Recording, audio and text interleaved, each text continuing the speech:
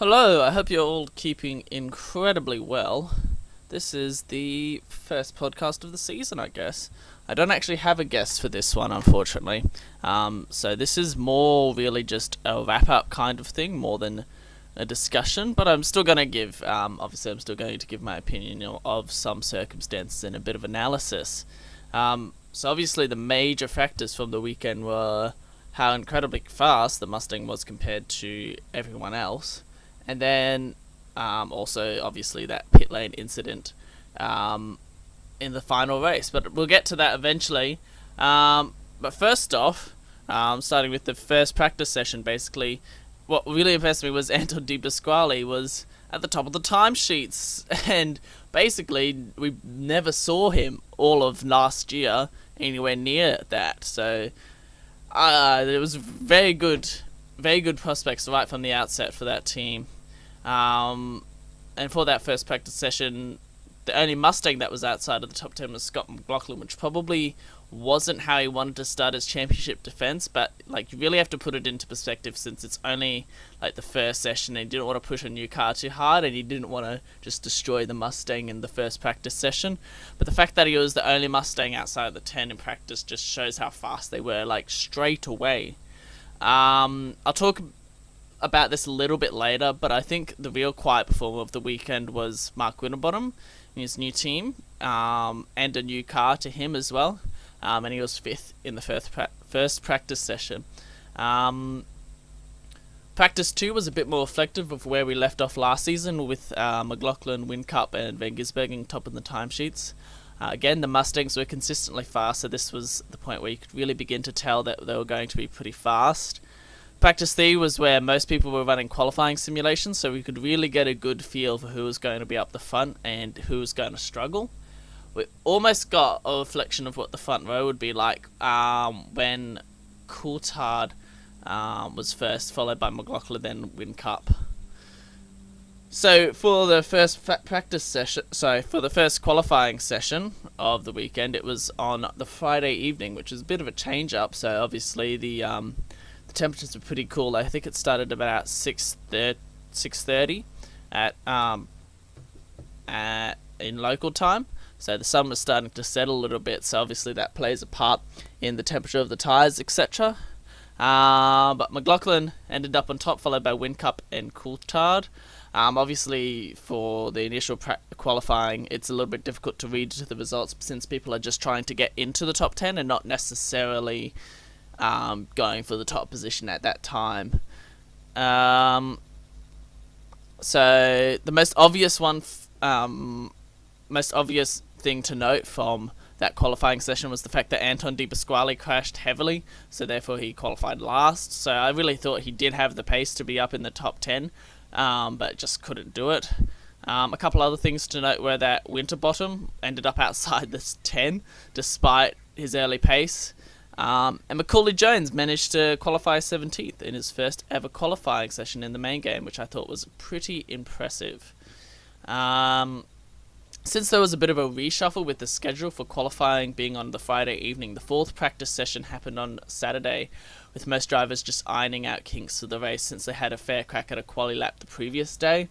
The results were all a bit of a mess, just because different people were doing different things. People might be running race simulations or even practicing or doing qualifying ones late into the session just to see what kind of times they could set possibly for the next day.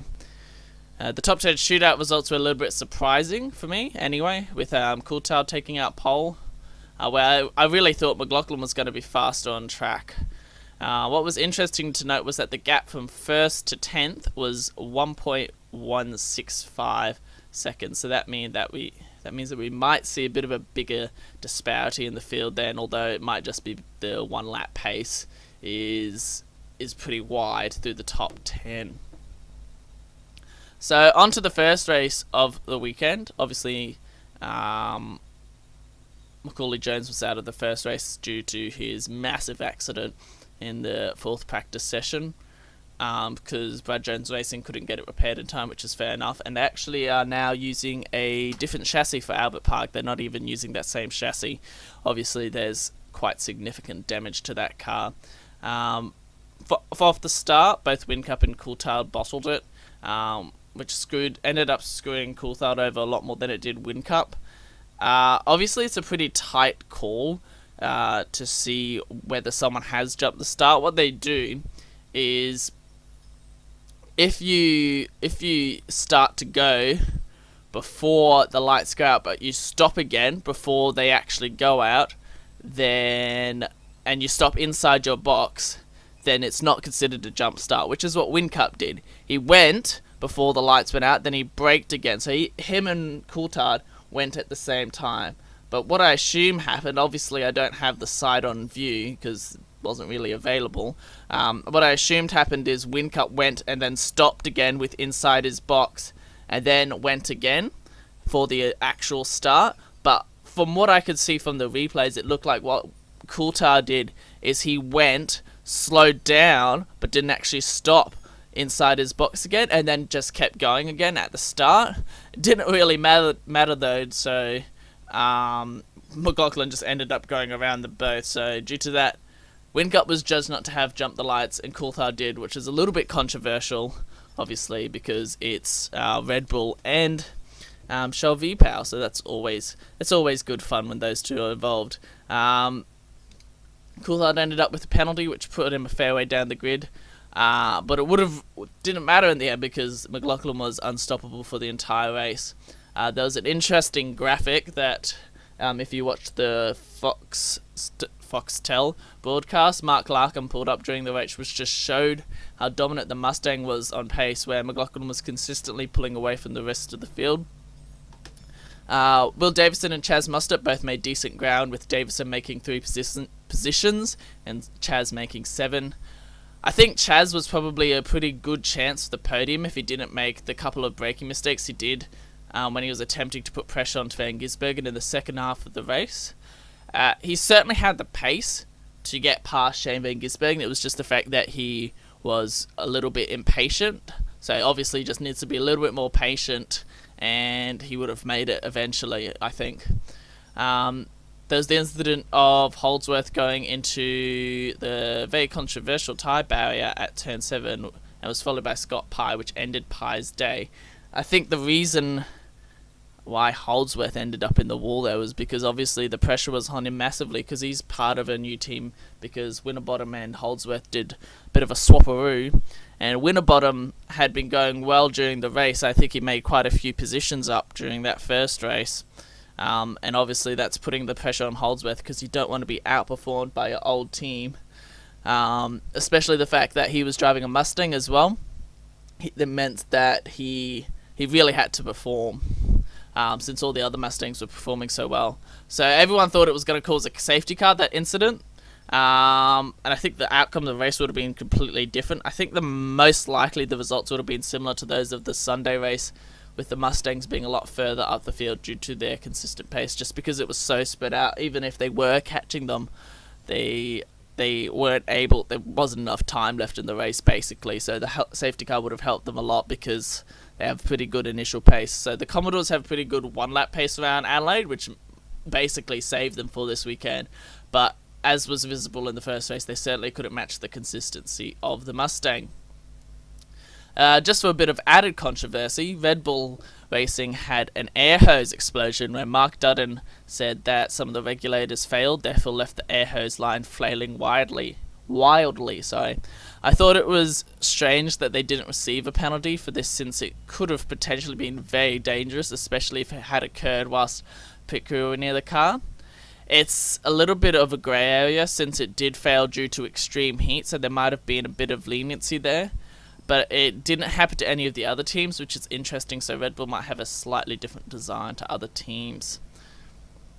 The final qualifying session for the weekend threw up a couple interesting results, with Whincup not making the 10, qualifying in 12th, and Anton De Pasquale showing his early pace wasn't just luck, he managed to get himself in the top 10. From the top 10 shootout, Coulthard was disqualified due to a breach of the Parc Fermé rules prior to the session, and Mostert didn't set a time, so Mostert was 9th, Coulthard was 10th. All 5 of the Mustangs were in the shootout, with McLaughlin topping the table, followed by Van Gisbergen, Reynolds and Waters in 4th, which I thought was pretty impressive. The final race of the weekend was delayed due to the fact that they had a tyre bundle issue at turn 1, most likely due to the absolute pounding it had taken during the weekend, so it shortened from 78 laps down to 71. McLaughlin had a dominating start like he did in the first race, and if it wasn't for the safety car on lap 27, I think he would have had a massive gap by the end of the race. The strategy that was run by the Red Bull to attempt to beat the Mustang was the one that they usually ran last year, whereas they pitted pretty late on in the race in an attempt to cut through the field with newer tyres. It didn't really work for them this time, but I think it was influenced a little bit by the slightly early safety car. So getting on to the most controversial topic of the weekend was the pit lane incident between Mostert and Kelly. So obviously the rules and regulations, it was clearly Mostert's fault since he drove into a car that was already in the fast lane, so it's an unsafe release. Although you can't put all the blame on Mostert since the drivers can't even see much at their peripherals due to the hands device and all that. That's on their sides. Like obviously the seats also have a massive head protection too. So that he's mostly relying just on the car controller to tell them when to go. There's already a great deal of stress on both Mostert and the car controller since they had an initial problem getting out of the pit lane, hence why he was already a bit out of the box before he actually pulled out. The pit lane was pretty congested, so it was difficult to pull into the fast lane already, and unfortunately the car controller just misjudged it and caused him to pull out into Kelly. So obviously it's not Kelly's fault in that initial stage, well that initial part anyway, because it's all just the team and the driver. However, once the contact was made by Kelly into Mostert, it didn't really seem like Kelly had attempted to stop or like not have an incident. Therefore, like he didn't try to stop and blocking the lane. Obviously, I haven't driven one of these cars, so I don't know what the brake pedal or steering is like once you have contact, so I can't really judge. But what we have seen other cars making contact in the pit lane, and they've been able to stop making contact, kind of thing. Like Kelly had said in his post-race incident, he hit Mostert at a bit of an awkward angle, so it may not have actually been possible to avoid the incident.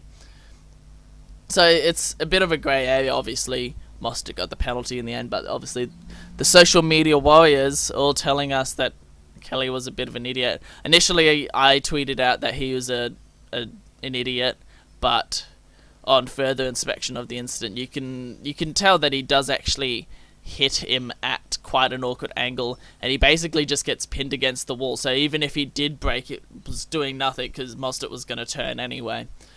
So moving on from that very controversial topic, McLaughlin was again dominant in the Mustang and pulled away from Van Gisbergen. Waters managed to jump Van Gisbergen during the pit stops and held that second place to the end, so a very impressive result from Waters.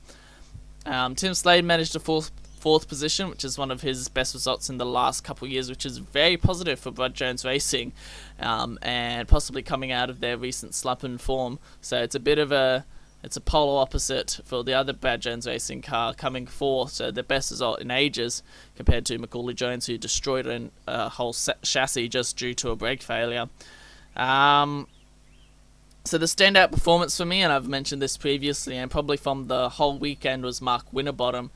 He managed to make up 18 positions from dead last on a circuit he managed to make up 18 positions in the last race on a circuit where you have to be pretty brave to make any pass work.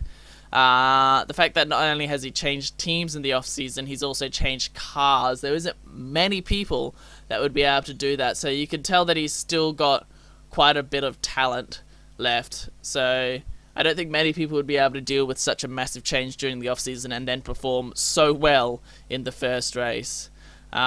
I think by the end of the year, he'll probably be competing for podiums and race wins like he was a few years ago with Full Performance Racing. And maybe even championship. Might be even competing for the championship by next year. So it's good signs for Winterbottom fans.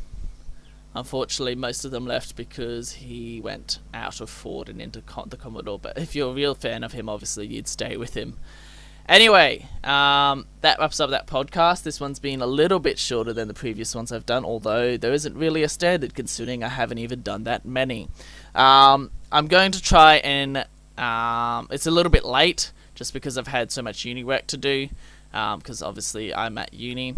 And this was more just a review. I'm going to try and do a more podcasty kind of one next time. Obviously I need a guest to do that. Obviously this takes a while just because I have to do quite a bit of research just to make sure that all my information is correct. I try to be as correct as possible, and obviously if I get something wrong, let me know in a very nice way, because I do try and put a lot of effort into these. I don't just slap them together. I've got like a 2,000 word document of just all this information written up. But yeah, I'm going to try and get a guest for the next one. I've said that about 3 times now, but like, hit me up if you want to be a part of it, literally. All you got to do is you got to be watching all of the races and all the practice sessions and everything. And then, yeah, that's about it. You got to make sure that you watch everything. So Melbourne is next weekend. Obviously it's at Albert Park, as a support category for the for the Formula Ones. As always, the Supercars races are going to be a lot more interesting than the Formula One race, just because Formula One is so incredibly boring nowadays. It has 6 separate races, so that would be quite interesting. And also, there's obviously that very strange very short qualifying sessions that they do. And we're going points for the second year in a row, so that would be quite interesting. It was ridiculous last year, wasn't it? All that rain and stuff. But anyway, thank you all very much for listening. It's a bit of a shorter one. I hope you enjoyed it anyway. Leave a like if you want to. I'm going to be doing some more Supercars content through this season just because I quite enjoy it. I didn't enjoy it as much last season, but I think this season is going to be pretty good. I've also got a few other little projects that I'm wanting to do, like maybe some classic race reviews and so on. Let me know what you would like to see. Thank you very much, and I'll see you next time.